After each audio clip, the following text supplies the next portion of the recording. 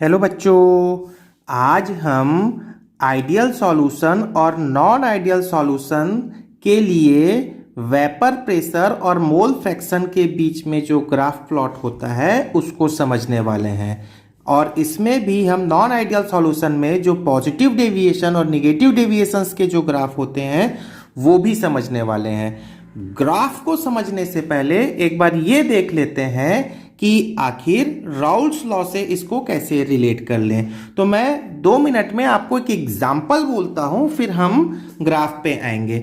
Suppose मेरे पास में दो कंपोनेंट हैं ए और बी, और इसका सॉल्यूशन मैंने ले रखा है, ठीक है।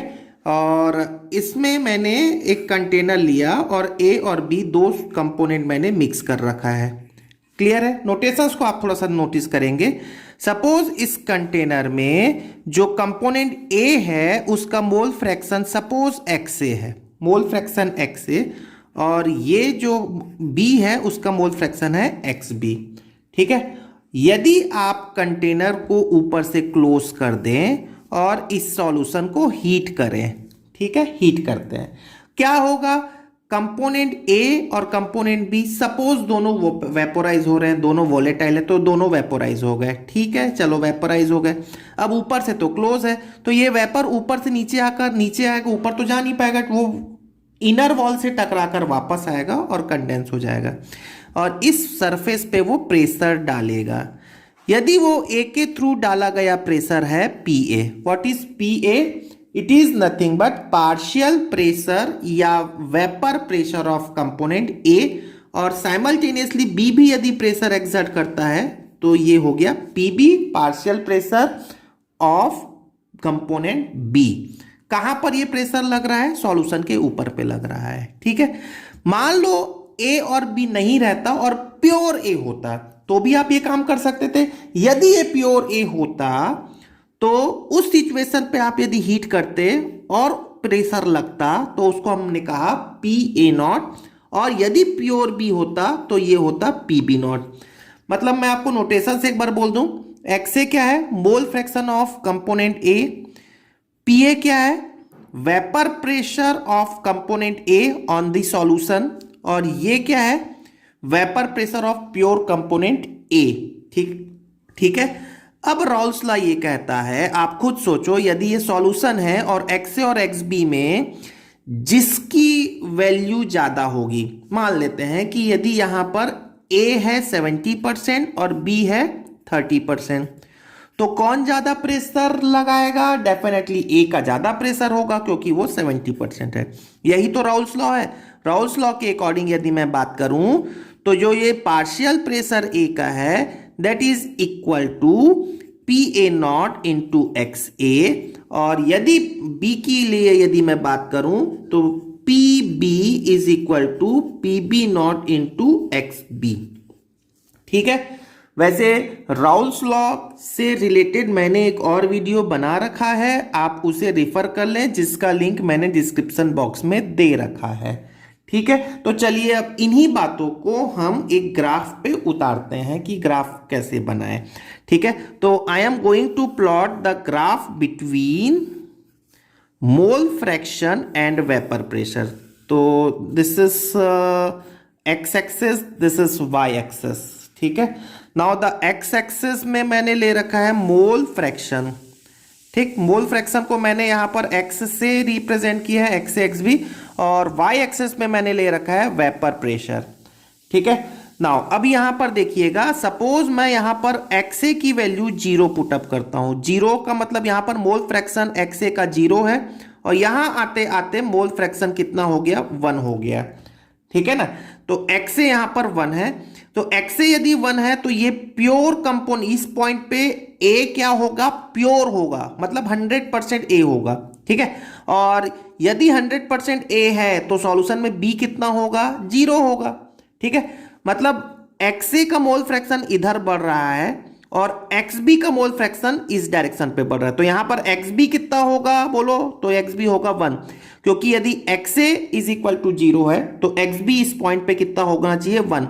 और वैसे भी आई होप आपको पता होगा कि XA और XB मतलब मोल फ्रैक्शन का सम हमेशा कितना होता है, 1 होता है। तो इस पॉइंट पे मोल फ्रैक्शन का सम 1 हो गया, इस पॉइंट पे मोल फ्रैक्शन का सम 1 हो गया।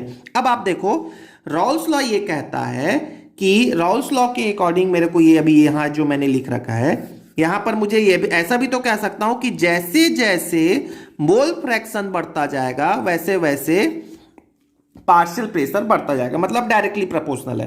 ठीक है, अब आप इसी बात को देखें, यहां पर देखिएगा मोल फ्रैक्शन इधर बढ़ रहा है, बढ़ रहा है, बढ़ रहा है, तो वेपर प्रेशर भी बढ़ेगा। तो मैं इस बात को ग्राफ के थ्रू यदि बनाना चाहूं तो ये कुछ स्टेप का होगा, जैसे जैसे इधर मोल फ्रैक्शन बढ़ेगा यहां पर वेपर प्रेशर भी ऊपर बढ़ता जाएगा। यहां पर प्योर ए है तो प्योर ए के करस्पॉन्डिंग वेपर प्रेशर अब कितना हो जाएगा, PA0 हो जाएगा। वैसे भी आप फॉर्मूले में देख सकते हैं, यदि XA की वैल्यू 1 रख लूं तो यही पार्शियल प्रेशर किसके इक्वल हो गया, PA0 के इक्वल हो गया, जो कि प्योर फॉर्म में है। ठीक है, सिमिलरली आप यहां पर देखें, यहां से यहां आने में B की वैल्यू बढ़ रही है, B का मोल फ्रैक्शन बढ़ रहा है, तो B का मोल फ्रैक्शन बढ़ेगा तो B का पार्शियल प्रेशर भी बढ़ेगा। और इस पॉइंट पे B का वेपर प्रेशर कितना हो जाएगा, PB0 होगा। क्यों होगा PB0, क्योंकि यहां पर B प्योर है और A तो है ही नहीं। क्लियर हो गया। तो ये वाला जो लाइन है ये किसी बात को रिप्रेजेंट करता है, PB is equal to PB0 into XB, और ये लाइन किस बात को रिप्रेजेंट करता है, PA is equal to PA0 into XA। ठीक है, यदि मैं इनको ज्वाइन कर दूं, इन दो लाइंस को मैं मिला दूं, तो ये जो लाइन है ये रिप्रेजेंट करता है total vapour pressure PT is equal to PA plus PB। Clear हो गया। तो ये रॉल्स लॉ के अकॉर्डिंग ही यहां पर पूरा काम हो रहा है।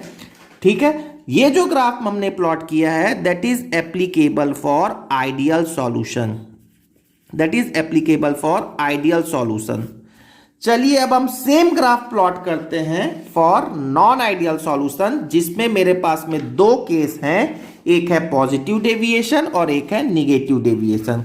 तो पहले तो आप नॉन आइडियल सॉल्यूशन के लिए ग्राफ यदि प्लॉट करते हैं तो सिंपल सा पहले ये देख लें कि इस जो आइडियल सॉल्यूशन है उसके लिए पहले ग्राफ प्लॉट कर लेते हैं, फिर आपको समझाएंगे।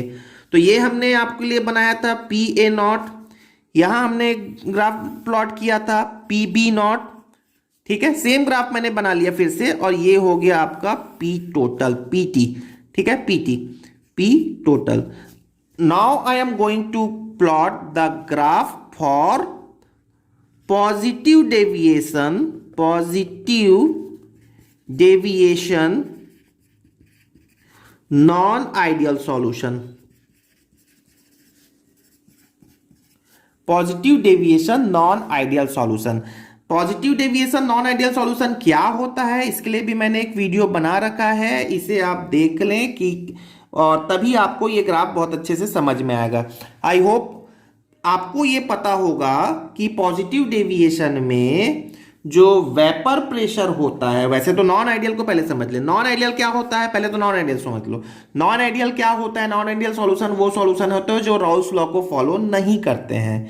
इसके पहले जो हमने अभी ग्राफ सीखा, इसमें सॉल्यूशन जो है वो रॉल्स लॉ को फॉलो कर रहे थे। अब जो मैंने नॉन आइडियल के लिए जो बनाने वाला हूं उसमें जो सॉल्यूशन है वो रॉल्स लॉ को फॉलो नहीं करेंगे, मतलब ये जो पाथ है, ये जो लाइन है, इससे डेविएट हो जाएंगे, इसीलिए हमने क्या लिखा है यहां पर डेविएशन।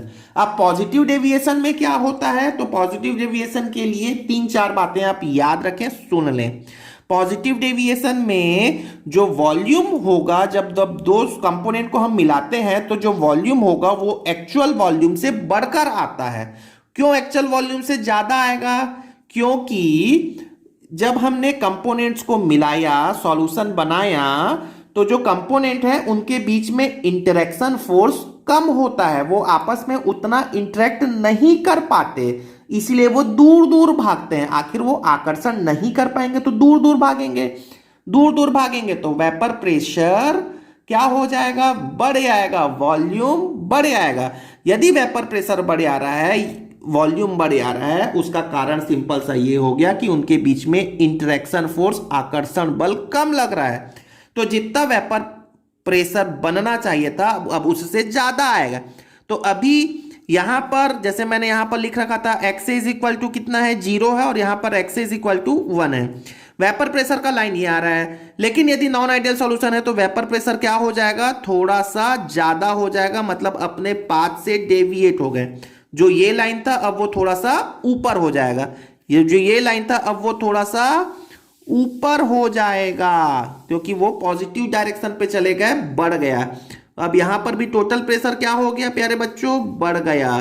तो ये जो डैश्ड लाइन जो हमने बना रखा है that is showing positive deviation for non ideal solution. यहां पर भी वही पीटी क्या हो जाएगा, पीए प्लस पीबी। सिमिलरली ये डैश लाइन क्या रिप्रेजेंट करेगा, PB is equal to PB nought into x B. Similarly ये जो लाइन है वो क्या रिप्रेजेंट करेगा, P A is equal to P A not into x A. Clear हो गया। ये ग्राफ मैंने प्लॉट किसके लिए किया है, मोल फ्रैक्शन है नीचे एक्स एक्सिस पे और ऊपर में है यहां वाई एक्सिस पे वेपर प्रेशर।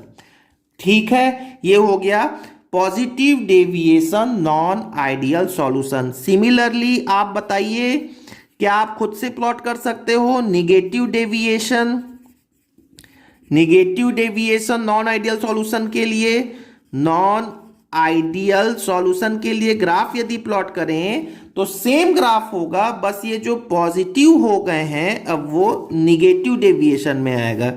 ठीक है, तो यहां हमने ग्राफ यदि प्लॉट किया सेम सारा चीज एवरीथिंग इज सेम।